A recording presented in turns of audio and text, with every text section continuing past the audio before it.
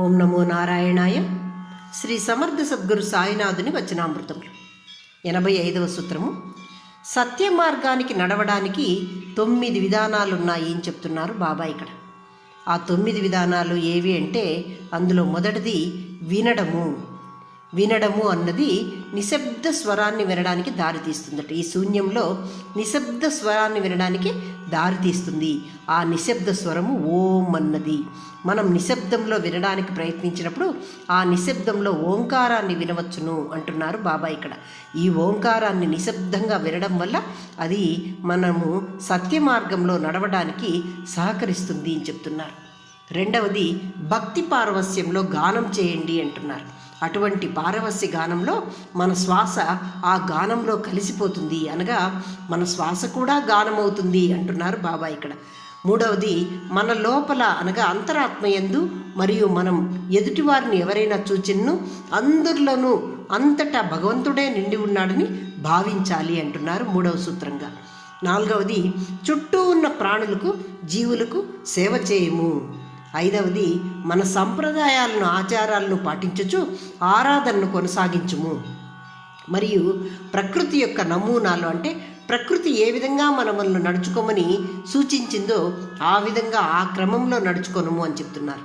ఆరవది ఉపాధ్యాయునికి లేక గురువుకు సేవ చేయుట మరియు వారు చేయు పనులందు సహకరించుట. ఏడవది ఇతరులకు హాని చేయక వారి పట్ల కరుణ మరియు ప్రేమ కలిగి ఉండుము అంటున్నారు. ఎనిమిదవది స్వీయ చింతన. మనము ఏమి అనే స్వీయ చింతన ద్వారా సత్య మార్గంలో నడవవచ్చును అంటున్నారు. తొమ్మిదవది సత్యము మరియు ధర్మముతో కూడిన సూత్రాలకు కట్టుబడి ఉండటము. ఈ మార్గాల్లో ఏ మార్గాన్నైనా ఎంచుకొని మీరు మీ సత్య మార్గ లక్ష్యాన్ని చేరుకోవచ్చును. ఈ మార్గాలను తప్పినచో మీరు ప్రయాణికుడుగానే మిగిలిపోతారు, లేక కాలం గతించిపోతూ మిమ్మల్ని జీవితానికి బానిసగా మార్చేస్తుంది అంటున్నారు బాబా ఇక్కడ. 86వ సూత్రము. దేవుణ్ణి ప్రేమించడం అంటే ధర్మశాస్త్రాన్ని ప్రేమించడం. జీవుల పట్ల ప్రేమగా ఉండడం అంటే జీవుల్లోని జీవిని ప్రేమించడం. జీవుల్లోని జీవి యందు ప్రేమ లేనప్పుడు, మనకు ప్రేమ లేనప్పుడు వారి వారి మతం యొక్క ఆదేశాలను పాటించడం అపహాస్యమే అవుతుంది అంటున్నారు బాబా ఇక్కడ. మనకు జీవుల పట్ల ప్రేమ లేనప్పుడు ధ్యానం చేయడము, మంత్రాలు పఠించడము మరియు గ్రంథాలను అధ్యయనం చేయడము అన్నీ వ్యర్థమే అంటున్నారు బాబా ఇక్కడ. అనగా మనము జీవులను ప్రేమతో చూడలేనప్పుడు మనం చేయు మతపరమైన ధ్యానాలు, పూజలు, జపాలు, పౌరాణిక పుస్తక పఠనము అన్నీ కూడా వ్యర్థమే అవుతుంది. అంటే ఎదుటి మనిషి, ఎదుటి జీవి పట్ల ప్రేమను పెట్టుకో అంటున్నారు బాబా ఇక్కడ. 87వ సూత్రము. గురువుకు అనేక ముఖాలు ఉన్నాయి. అతను చాలా ముసుగులు వేసుకొని ఉన్నాడు. గురువు అతను ధర్మానికి సంబంధించిన వ్యక్తి. గురువు పక్కనే ఉండి అతని అన్ని ముఖాలను అనుభవించే సహచరులు ధన్యులు అంటున్నారు బాబా ఇక్కడ. గురువు ఒక్కోసారి మౌనంగా ఉండవచ్చు, కొన్నిసార్లు మాట్లాడవచ్చు, మరికొన్నిసార్లు తేజోవంతుడై అన్ని తెలివితేటలతో జ్ఞానాన్ని కలిగిన వ్యక్తిగా మనకు గోచరించనువచ్చు, కొన్నిసార్లు కోపాగ్ని జ్వాలలను చూపించనువచ్చు. అతను ఒక్కోసారి హాస్యాస్పదంగా ఉండవచ్చు, మనలో కొన్నిసార్లు ఉల్లాసాన్ని రేకెత్తించవచ్చును, కొన్నిసార్లు ఆవేశపూరితంగా ఉండవచ్చు, కొన్నిసార్లు గుంపుగా గుమికూడిన వ్యక్తుల మధ్య ఉండవచ్చును, కొన్నిసార్లు క్లుప్తంగా మాట్లాడవచ్చు, కొన్నిసార్లు సుదీర్ఘ చర్చలు చేయవచ్చును, కొన్నిసార్లు అతని శరీరం ఇక్కడ ఉండి అతని మనస్సు శిష్యుల యొక్క అవసరం కోసం తపిస్తూ ఉండవచ్చు. నిజంగా గురువును గమనించడం మన మనసుకు ఒక మంచి చికిత్స వంటిది అంటున్నారు బాబా ఇక్కడ. అంటే ఎల్లవేళలా నీ గురువును గమనించి ఆ గురువు దగ్గర ఎల్లవేళలా నేర్చుకుంటూనే ఉండు అంటున్నారు బాబా ఇక్కడ. 88వ సూత్రము.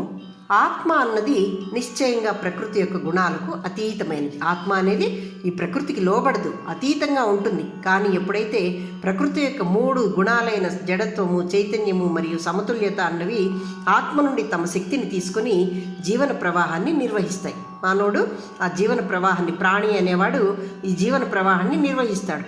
ఈ గుణాలచే ప్రభావితమైన ఆత్మ త్రిగుణాలలోనికి ప్రవేశిస్తుంది. త్రిగుణాలు అంటే ఏమిటి? సత్వ, రజో, తమో గుణాలు.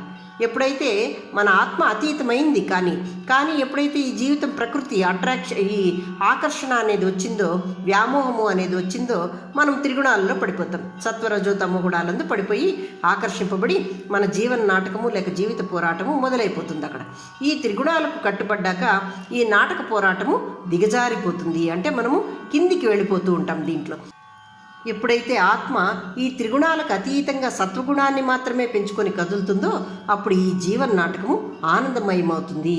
మన నైపుణ్యం ఎక్కడ ఉంది అంటే ఈ త్రిగుణాలను అధిగమించి వీటి నుండి తప్పించుకొని ఆ త్రిగుణాలకే అధిపతి అవ్వడంలో మీ యొక్క నైపుణ్యం ఉంది అని చెప్తున్నారు బాబా ఇక్కడ. అనగా ఆత్మ మొదట పవిత్రంగా ఉంటుంది.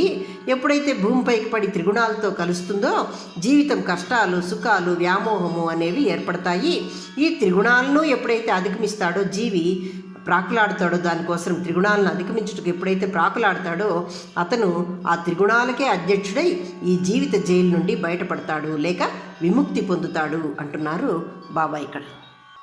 అంటే జీవితం పట్ల వ్యామోహము అనేది తగ్గించుకొని ఈ త్రిగుణాల్లో సత్వగుణాన్ని మాత్రమే పెంచుకుంటూ ఎప్పుడైతే విముక్తి కోసము పాటుపడతామో అప్పుడు ఈ జీవితం అనేది మనకు జైలే కదా, దీని నుంచి బయటపడి అమరులమవుతాము.